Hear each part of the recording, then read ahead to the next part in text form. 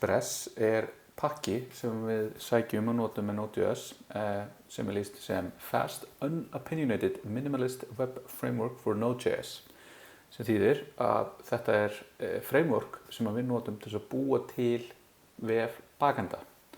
Það smátt í sniðum og tiltölulega þroskað, eða mjög þroskað, jafnvel þroskaðasti pakkin sem notaður í Node.js og gefur okkur mjög góðan grunn til þess að læra inn á það hvað það að búa til bakenda.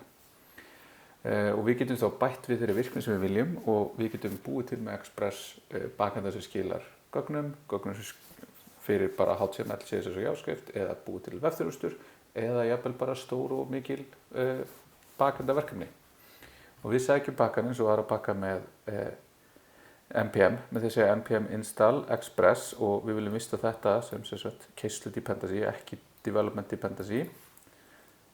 En þegar við búum til verkefni sem svarar þá fyrir einhverja slóð, þá byrjum við á því að sækja Express pakkan úr Express. Við búum til nýtt app sem það sem kallað þegar maður búum til eitthvað sem svarar fyrir eitthvað. Við skilgreinum host og port, sjáum meira það í næsta fyrirlestri. Við segjum síðan app.use sem notar middleware sem þá fall sem svarar fyrir fyrirspurnir. Hér rec og res, það sem rec stendur fyrir request og res fyrir response sem passar við HTTP-módelið.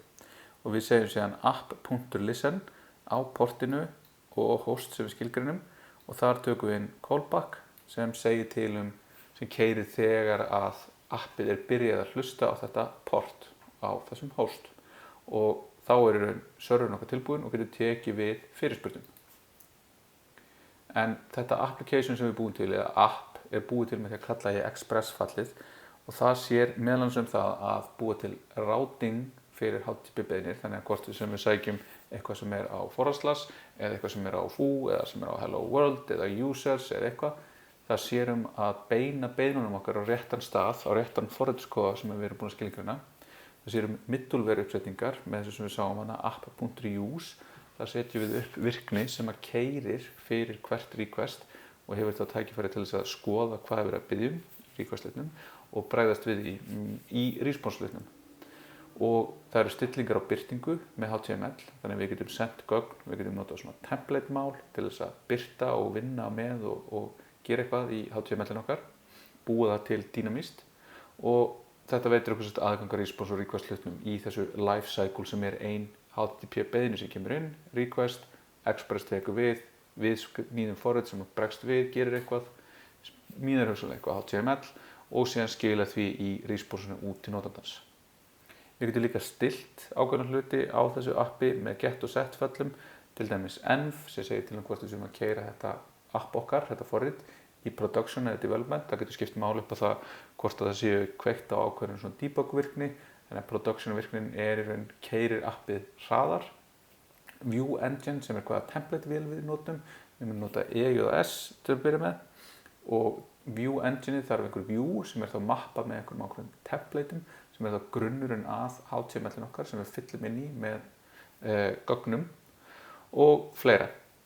En við opnum hérna og getum skoðað eftir documentationi fyrir Express.